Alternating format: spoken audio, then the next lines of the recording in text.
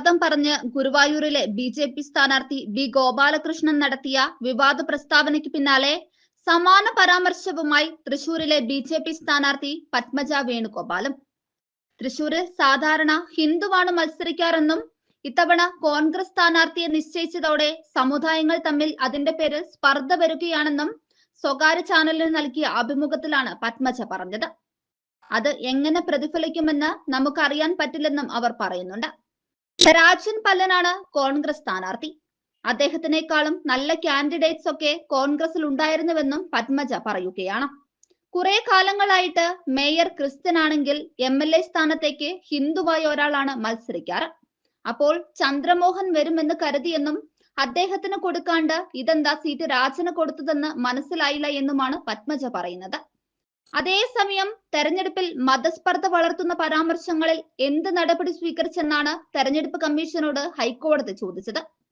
Guruvayur BJP. സ്ഥാനാർത്ഥി B. ഗോപാലകൃഷ്ണന്റെ വിവാദ പ്രസ്താവനയ്ക്കെതിരായ ഹർജി പരിഗണിക്കുമ്പോഴായിരുന്നു കോടതിയുടെ ചോദ്യം. ഗോപാലകൃഷ്ണന്റെ പരാമർശം ഗൗരവമുള്ളതാണെന്നും കോടതി നിരീക്ഷിച്ചു.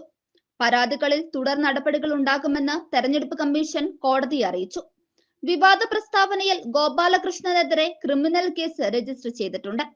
ഗോപാലകൃഷ്ണന്റെ വീഡിയോ സമൂഹ മാധ്യമങ്ങളിൽ നിന്ന് നീക്കം ചെയ്തതായും തെരഞ്ഞെടുപ്പ് കമ്മീഷൻ അറിയിച്ചു. തെരഞ്ഞെടുപ്പ് കമ്മീഷന് മുൻപാകെ മറ്റ് പരാതികളുമുണ്ട്. പരാതികൾ പരിശോധിക്കുകയാണെന്നും തുടർ നടപടികൾ ഉണ്ടാകുമെന്നും കമ്മീഷൻ കോടതിയെ അറിയിച്ചിരിക്കുകയാണ്.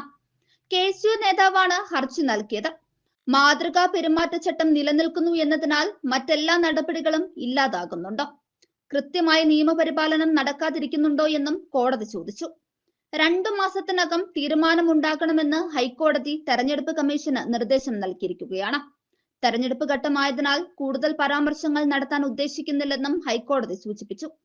ഗുരുവായൂരിലെ ഹൈന്ദവ വിശ്വാസികളുടെ താൽപര്യങ്ങൾ സംരക്ഷിക്കാൻ ഒരു ഹിന്ദു MLA തന്നെ വേണമെന്നായിരുന്നു ഗോപാലകൃഷ്ണന്റെ വിവാദ പരാമർശം.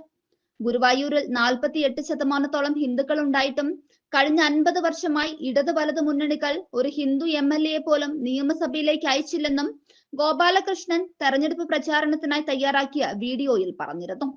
ഇതേ ഗോപാലകൃഷ്ണന്റെ ചുവട് പിടിച്ചാണ് പത്മജിയും ഇതേ രീതിയിൽ മതസ്പർദ്ധ വളർത്തുന്ന പരാമർശം തൊടുത്തുവിട്ടത്. ഇനി ഇതിനെന്ത് നിയമ നടപടി എടുക്കുമെന്ന് കാത്തിരുന്ന് കാണാം.